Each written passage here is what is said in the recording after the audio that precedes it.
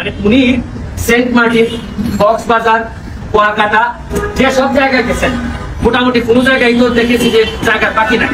ওই আমাদের এখানে আগে অনেকদিন আগে হয়তো যে খুব শক্তিশালী মানুষ যে এলাকাতেই যাইতেন একটা করে বউ রেখে আসতেন, একটা করে বিয়ে করতেন। আর আমি উনারে দেখতেছি যে উনি যে জায়গায় গেছেন মাশাআল্লাহ সম্পদের মালিক হয়েছেন। তাই এটা আমার কাছে মনে হয়েছে যে এটা একটা ইনকোয়ারি করে প্রপারলি আমাদের কাছে আসা উচিত। তো বলুক যে উনি কইতে পারবেন, উনি একটা ফেসবুকে লাইভ করে বলে দিলেন, তাতে তো আর এটা হবে না। এই জন্য আমি দুদককে অ্যাপ্লিকেশন দিয়ে গেলাম। এর পরবর্তীতে যে আপনারা জানেন যে যেসব ব্যবস্থা নিতে হয়, অ্যাপ্লিকেশন যদি দুদক মনে করে আমলে নিবে না, তখন আমার যেসব জায়গায় যাওয়ার বিষয় আছে আমি সব জায়গায় নক করব। দুর্নীতির বিরুদ্ধে প্রতিবাদ, দুর্নীতির বিরুদ্ধে কাজ করতে হবে। এবং চলতি মাসের শুরুর দিকে একটি দৈনিক পত্রিকার অনুসন্ধানী প্রতিবেদনে উঠে আসে পুলিশের সাবেক মহাপরিদর্শক বেনজির আহমেদের নামে বেনামে সম্পদের চাঞ্চল্যকর তথ্য। দীর্ঘ চাকরি জীবন শেষে 2022 সালে অবসরে যান পুলিশের সাবেক এআইজি। অবসরের পরপরই বেরিয়ে আসতে থাকে তার সম্পদের নানা তথ্য। অবশেষে এই বিষয়ে মুখ খুলেন বেনজির আহমেদ। শনিবার এক ভিডিও বার্তায় দাবি করেন তার বিরুদ্ধে আনা অভিযোগের অধিকাংশই মিথ্যা। এবার পুলিশের সাবেক এ কর্মকর্তার বিরুদ্ধে তদন্তের জন্য দুদকের দ্বারস্থ হচ্ছেন সুপ্রিম কোর্টের আইনজীবী সৈয়দ সাইদুল হক সুমন। আইজিপি বেনজির আহমেদ আদালত চত্বরে সাংবাদিকদের জানান তদন্তের স্বার্থে দুদকে আবেদন করবেন। দুদক পদক্ষেপ না নিলে সর্বোচ্চ আদালতে যাবেন। এইসব চিন্তা করে দেখলাম যে এত লোকের সাথে কথা বলাছে, একটা অ্যাপ্লিকেশন দুদকে দিয়ে আসি। আর দুদক যদি মনে করে না এত বড় জিনিসের বিরুদ্ধে যাওয়া যাবে না, তাহলে তো আমার মহামান্য সুপ্রিম কোর্ট তো আছেই, এইসব জায়গায় নক করব। এ বিষয়ে দুদকের আইনজীবী খুরশেদ আলম খান জানান তথ্য যাচাই বাছাই করে সত্যতা পেলে আইনি ব্যবস্থা নেবে কমিশন। উনি যে দরখাস্ত দিয়েছেন অবশ্যই দুদক তার আইন বিধি অনুযায়ী এটা দেখবে, যাচাই বাছাই করবে, মানে যাচাই বাছাই করে একটা কমিশনে প্লেস করবে। কমিশন যদি ইনকোয়ারি যদি মনে করে তথ্য উপাত্ত সঠিক আছে বা যাচাই বাছাই করে এটা দুর্নীতি দমন কমিশনের শিডিউলের মধ্যে পড়ে, অবশ্যই কমিশন আইনি যথাযথ ব্যবস্থা নেবে। এখানে ব্যক্তি মুখ্য নয়। তদন্তে দুর্নীতির প্রমাণ মিললে ব্যক্তি বিশেষে কোনো ছাড় দেওয়া হবে না বলেও জানান দুদকের আইনজীবী। কিছু মানুষ আগুনে পুড়ে বলেই তো অন্য মানুষ আলোকিত হয়। আমি বিশ্বাস করি আপনারা তো আগুনে পুরার সিদ্ধান্ত নিয়ে সাংবাদিক হয়েছেন, নাইলে তো অন্য জায়গায় দালালি করতেন। দুদকে দালালি করলে তো হয়। 31শে মার্চ একটা নিউজ আসে কণ্ঠে, তা আমি তো পত্রিকা পাই নাই, আমি অনলাইনের মাধ্যমে দেখছি এটা। আমি তখন আমেরিকার নিউ ইয়র্কের ছিলাম, তো দেখলাম যে আমাদের যিনি সাবেক আইজিপি বেনজির আহমেদ, উনি বেশ কিছুদিন আমাদের এখানে সফলতার সাথে এই চাকরিতে ছিলেন। তো ওনার যে সম্পদের ফিরিস দিয়ে কালের কণ্ঠের মাধ্যমে আমরা জানলাম। জানার পর আমার কাছে মনে হয়েছে যে এটা একটা বিরাট বড় অশনি সংকেত। দেখা যাচ্ছে যে রিপোর্ট পত্রিকায় আসছে, এবং নিশ্চয়ই ওনারা অনেক রিসার্চ করে, একটা কালের কণ্ঠের মতো একটা পত্রিকায় রিসার্চ করে বিভিন্নভাবে এই অনেক ভালো এভিডেন্স ছাড়া তো নিশ্চয়ই এটা করার কথা না।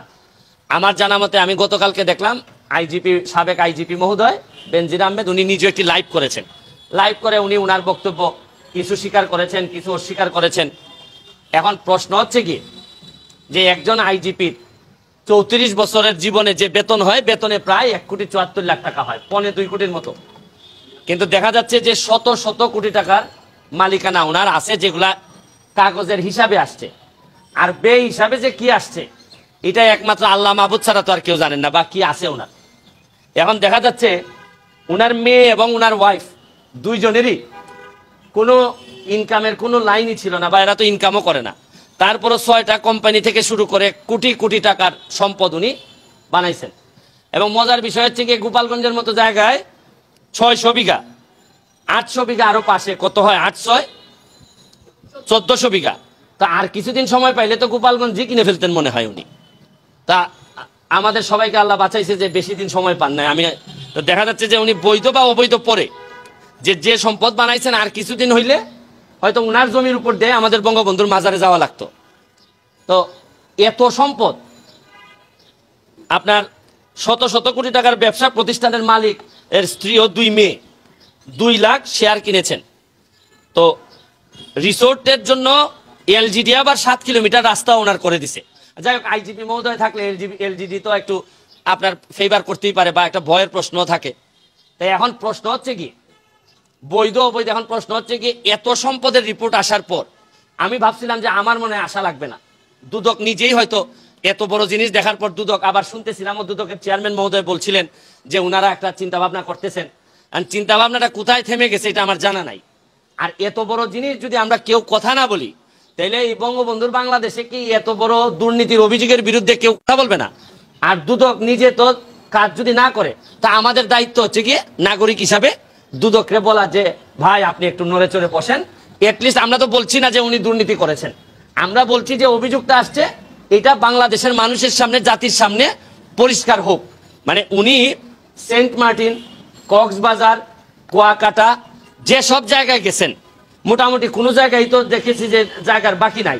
ওই আমাদের এখানে আগে অনেকদিন আগে হয়তো যে খুব শক্তিশালী মানুষ যে এলাকাতেই যাইতেন একটা করে বউ রেখে আসতেন, একটা করে বিয়ে করতেন। আর আমি উনারে দেখতেছি যে উনি যে জায়গায় গেছেন মাশাআল্লাহ সম্পদের মালিক হয়েছেন। তাই এটা আমার কাছে মনে হয়েছে যে এটা একটা ইনকোয়ারি করে প্রপারলি আমাদের কাছে আসা উচিত। দুদক বলো যে উনি বৈধভাবে, উনি একটা ফেসবুকে লাইভ করে বলে দিলেন, তাতে তো আর এটা হবে না। এই জন্য আমি দুদককে অ্যাপ্লিকেশন দিয়ে গেলাম। এর পরবর্তীতে যে আপনারা জানেন যে যেসব ব্যবস্থা নিতে হয়, অ্যাপ্লিকেশন যদি দুদক মনে করে আমলে নিবে না, তখন আমার যেসব জায়গায় যাওয়ার বিষয় আছে আমি ওই সব জায়গায় নক করব।